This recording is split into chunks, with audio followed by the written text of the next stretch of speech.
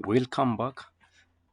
Akkam jirtu barattoonni Oromoonni keessan fiiziksii kan bara 2014 kutaa 9 keessaa duwwaa ba'an gadi fageenyaan har'a ni ilaalla.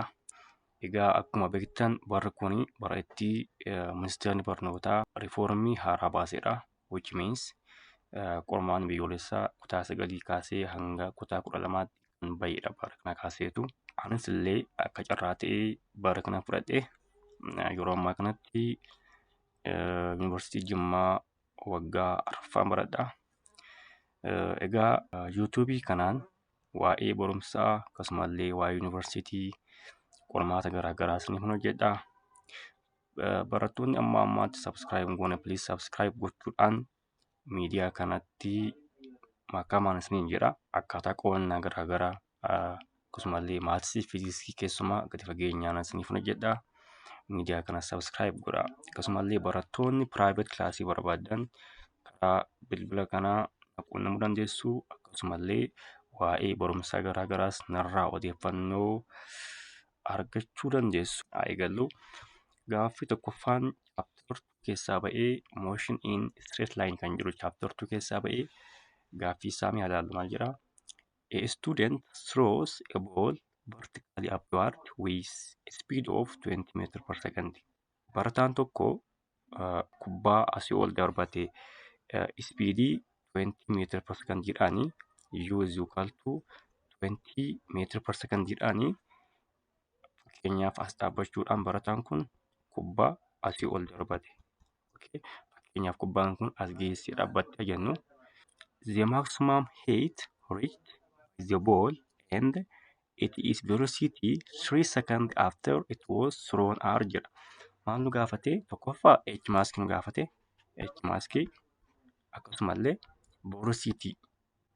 Kubbaan kun erga darbatamtee booddee kan jiru nu gaafate jechuudha. So egaa akkuma beeknu kuni free fallidha. Free fall objectidha. Kubbaan kun yommuu asii darbatamtee as geessutti v finally maal ta'a? 0 ta'a jechuudha. Maaliif? Kubbaan kun boqotteetti waan taateef. Kubbaan gaafa boqotteetti waan taateef ariifatteetti waan taateef v finaliin keenya 0 ta'a jechuudha. So at h mask v final is equal to 0. Yaa giiviniin keenya tokkoffaa inishaalii qabna 20 meter per secondidha. Taayimii qabna which is 3 seconds. Akkasumallee maal qabna? Graafit which is 10 meter per second square. Maaliif? Free fall waan ta'eef jechuudha. Graafitiin is always due to downward waan ta'eef kuni yaa'u negatiiv ta'a. Kana haa hojjennu gaaffii kana. Egaa formulaawwan 5 jirantu fakkaata. Isaan keessaa b square is equal to u square plus 2g h mask jira jechuudha. H mask. Lafa kanatti jiin keenya amma downward waan ta'eef yookiin immoo graafit is always downward waan ta'eef jiin negatiiv ta'a jechuudha. U square is equal to u square minus 2g h mask ta'a jechuudha.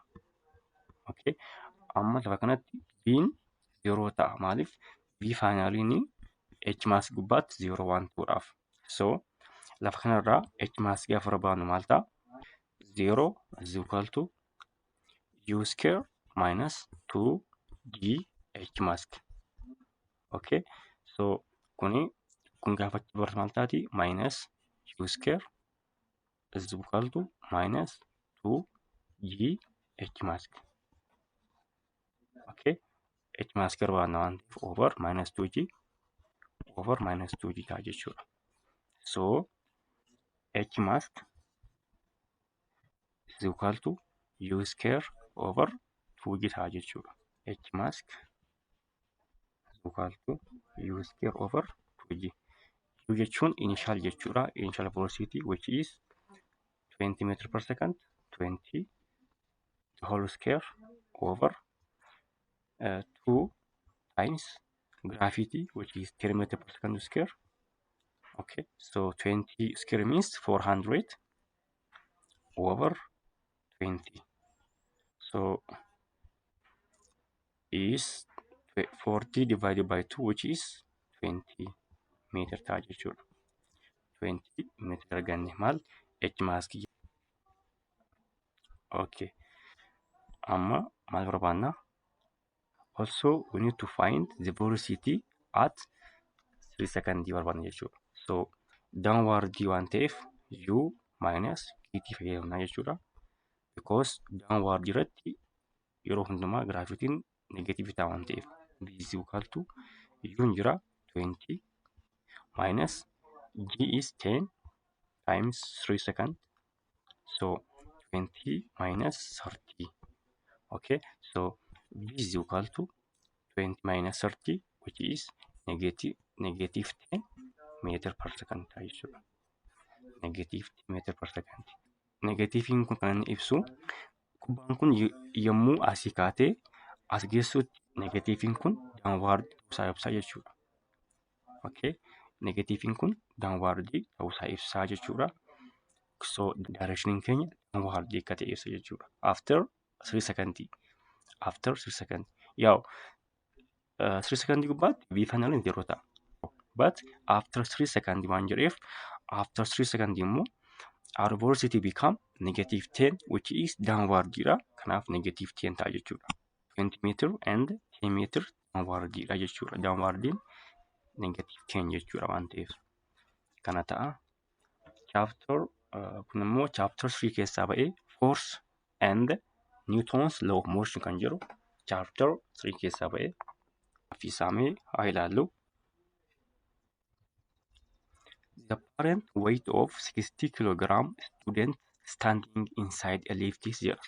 Barataan wayii liiftii keessa jira. Fakkeenyaaf liiftii kana yaa jennu. Liiftii kana jennu barataan kun as keessa jira. So we ask to find the parent weight jedha. Barataan kun maasii meeqa qaba? Maasiin isaa mass is equal to 60 kg qaba. Okay. So we ask to find the parent weight. Liftiin yookiin upward yookiin immoo downward deema. Mitiire? So barataan kun osoo hin deemin dura at rest gubbaatti maal qaba jechuudha? Summation of force is equal to m jedhama jire. Maasii 60 times 10 which means 600 qaba jechuudha. At rest gubbaatti. Okay. At rest gubbaatti hamma kana qaba. We ask to find the parent weight gaafate jechuudha. The parent weight jechuun is the sum of the weight due to gravity and other forces. Kan jechuun summationii forcii due to gravity fi other forces ta'a. Which means from the Newton's second law we have force is equal to mass times acceleration. Okay, from Newton's second law. Liftiin kun immoo maal qaba jechuudha? Force due to gravity tokko mg qaba. Akkasumallee normal force of the student qaba jenneerra. Normal force which means force at rest qaba for the student. Okay, normal force of student and force due to gravity jechuudha. Now we ask to find the summation of these two forces jechuudha. The parent weight jechuun the difference between normal force of the student and the gravity jechuudha. The weight jechuudha. So summation of the force is equal to Fn minus mg jechuudha. Fn jechuun yaa'udha which is mass times g dha. Okay. Summation of force is equal to mg minus me jechuudha. Okay. M common waan ta'eef m into g minus a jechuudha. Maasiin kuni yommuu liftiin keenya downward deemudha. Garuu yommuu liftiin keenya immoo upward deemu yookiin immoo asii ol gaafa deemu maal ta'a jechuudha? M into G plus A ta'a. Gaafa maal ta'u yommuu liftiin asii ol deemtu. Garuu asii gadi gubbaatti immoo negatiif ta'a jechuudha. Mee ilaallu. Maal jedhaa? 480 Newton when the lift accelerates downward at waist 2 meter per second square jira. Mi alaallu. M'n jira. M'n 60 kiloogiraamiidha. Graafitii qabna. Graafitii which is 10 meter per second jira. Minus A which is 2 meter per second square. 60 into 18 malta 408 Newton ta'a. It is correct. It is correct. Downward gubbaatti negative ta'a sun hin jedheera. Garuu upward gubbaatti immoo positive ta'a. Kanaaf deebiin keenya A ta'a. Downward gubbaatti negative ta'a. At rest gubbaatti immoo 600 ta'a. At upward gubbaatti immoo maal ta'a jechuudha. Yommuu liftiin upward deemu maal ta'a? 17,200 ta'a jechuudha. Yommuu upward ta'u. Kanaaf deemsa miti jechuudha. Gaaffii sadaffaa ilaallu. Kunis chapter 3 keessaa ba'ee maal jedhaa? 3 forces each having equal magnitude of 10 Newton are applied to an object on horizontal surface. Forcing sadii jira. Each of them have 10 equal amount, which means force 1 is equal to force 2 is equal to force 3, which is 10 Newton ta'a jechuudha. Maaltu amountiin isaanii. And force 1 makes an angle of 30 degree above positive x-axis. Maali? Force 1 makes 30 degree above an angle of positive x-axis means iddoo kana ta'an ture 10dha amountiin isaa. Akkasumallee F2 makes 30 degree above negative x-axis.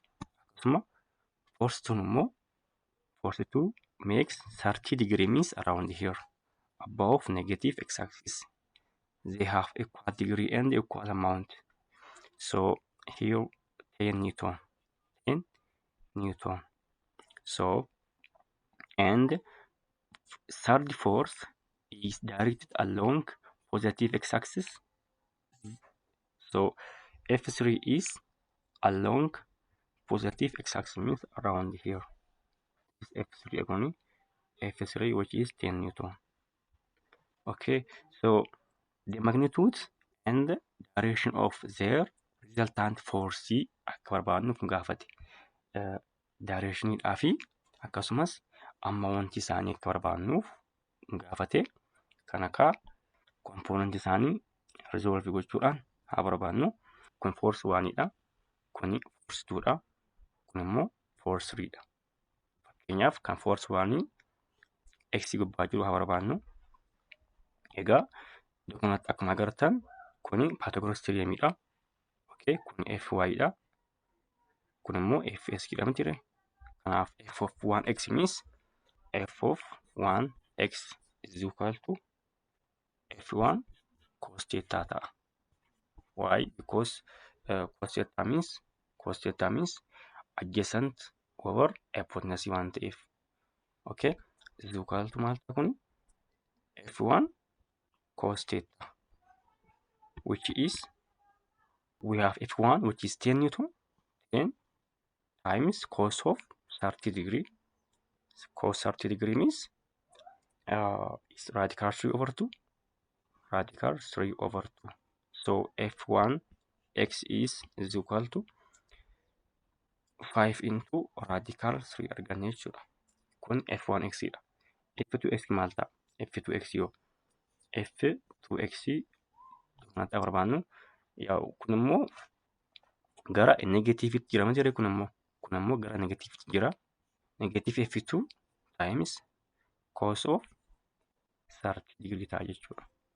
So F2x is equal to negative F2 means negative 10. Negative 10 times cos of 30 degree, which means F2x is equal to negative 10 times radical 3 over 2, which is minus 5 into radical 3 ta'a jechuudha. Okay. Amma immoo F3x barbaadnu. F3x barbaadnu. Akkuma agartanii F3x is only directed along what? Along the positive x-axis. Kanaaf F3x is equal to 10 Newton. Okay. Only on the positive x-axis. Kan as arganneerra jechuudha. Amma immoo alloon gisee y component jiru haa barbaannu. Alloon gisee y component haa barbaannu. Alloon y means f1y jechuun isa kana ta'a. Which means f1y opposite over hypotenuse, which is 10 times sine theta, sine of 30 degree, which is 1 over 2, right? 1 over 2 da, 1 over 2. So it is 5 da, 5 Newton. Yaw F2 jechuun immoo yaw F2 is positive, right? Because as wal deemaa jira waan ta'eef kun positive dha. Kanaaf F2 is along the positive axis, which is 10 Newton times sine of 30 degree, which is 1 over 2. They are the same, right? F2 is 5 Newton jechuudha. F2 is 5 Newton. Okay. We have F2y and F2 arganneerra. They are equal. Okay. Here F1x is 5 radical 3. F2x is negative 5 radical 3. F3x is 10 Newton. Okay. And F1y is 5 Newton. F2y is also 5 Newton. Okay. Amma maal goona? Resultaanti isaanii barbaannu. Resultaanti alloon gisee x jiran barbaannu. Alloon gisee component of x jiran barbaannu. Which means 5 radical 3 plus or minus 5 radical 3 plus 10. Okay. Lamaan badii f alloon gisee x is 10 Newton ta'a jechuudha. Okay. Akkasumallee f alloon gisee y maal ta'a? F1y plus F2y, which is 10 Newton ta'a jechuudha. Okay. Arganneerra kana. They are equal. They are the same. So the overall resultanti haa barbaannu. The overall resultant will be is form Pythagoras theorem f x and f of y barbaanna. They have theta. They have 30 degree. Okay. So we must find resultant of here. So resultant means is a whole square in the Pythagoras theorem f of 1 y square plus f of x square ta'a jechuudha. So here r is equal to the radical of f of y square plus f of x square ta'a jechuudha. We have 10 here. R is equal to the radical of 1 square, which is 100, plus 10 square, which is 10. It's also 10, 100. So R is equal to the radical of 200 means is 14.1. Maaltu resultantiin keenya. Okay. As keessaa barbaan 14.1 as keessaa barbaan. Okay. We have B fi D qabna. Kanaaf warra kaan keessaa baasaa jechuudha. Amma deebiin keenya yookiin B ta'a yookiin immoo D ta'a. Gaafa argannu gaafa direction argannu. Okay. Asuma irra dhaabbannee direction barbaanna. Resultantiin keenya meeqa? 14.1 dha. Theta qabna. So resultant means tan theta is equal to opposite over adjacent, right? So we have opposite here, which is 10. So tan theta is equal to 1. So we have theta barbaanna waan ta'eef theta is equal to tan inverse, which is 1. Tan inverse of 1 means 45 ta'a jira. 45 degree ta'a. 45 degree along the x-axis 14.1 0.1 and direction along 45 degree above the positive x-axis ta'a jechuudha. Not y-axis. Kanaaf deebiin keenya B ta'a. Kun immoo chapter 4 keessaa ba'ee which of the following statement describe the use of energy source jedha. A. Geothermal energy is the most accessible, environment friendly and inexpensive source of energy jedha. Yaa'u geothermal jechuun energy lafa keessaa ba'u wayii fakkeenyaaf volkaanofaatiin energy uumaman we call geothermal energy jenna. I think this geothermal energy is not always environmental friendly miti because yeroo hundumaa volkaanoo waan hin jirreef it's not the most miti jechuudha. Most yeroo baay'ee energy argannu miti. Okay? Most accessible miti jechuudha. Okay? Kanaaf kun hin ta'u because yeroo hundumaa volkaanoo waan hin jirreef. Wind energy which is due to the pressure difference in space as a result of uneven sun heat. As a result of uneven sun heat uumama wind energy. The pressure difference garuu it is consistent jedha. Consistent and economical source of energy jedha. It is not consistent. Miti wind energy fakkeenyaaf qilleensi yeroo hin jirre energy hin jiru. Kanaaf is not always constant miti jechuudha. C maal jedha? Solar energy produced by photovoltaic cells is free of greenhouse gases and has very low running cost. It is true, right? It is free of greenhouse gas. It is true. Kanaaf deebiin keenya C ta'a jechuudha. Diin hin ta'u. Kanaffaan kun waa'ee simple maashiniiti. Okay? Kun waa'ee simple maashiniiti. Chapter 5 keessaa ba'ee. A student wants to raise an object of mass through an height using an inclined plane. Fakkeenyaaf we have here inclined plane qabna. Maasiin as jira fakkeenyaaf objectii wayii jira. Objectiin maasii qabu as jira. So a student wants to raise an object of mass, this one, through height using an inclined plane that makes an angle of theta above the horizontal. Here theta is 0. So if length of inclined surface, which means length in asii kaasee amma asii jechuudha, which is called length yoo ta'e. If L is length of inclined surface, which one of the following is correct about the mechanical advantage and actual mechanical advantage and ideal mechanical advantage. Actual mechanical advantage fi ideal mechanical advantage ni kan isaan equal ta'anii yoo maal ta'edha? There is no friction yoo hin jirredha. As gidduu fakkeenyaaf gaafa barataan tokko kana gaafa dhiibu as gidduu yoo friction hin jirre, if there is no friction, actual mechanical advantage is equal to ideal mechanical advantage. Okay? They are the same. Garuu yoo friction hin jiraate, they are not the same. If there is no friction, sin theta, which is this, sin theta is equal to opposite over hypotenuse, which is h over length, right?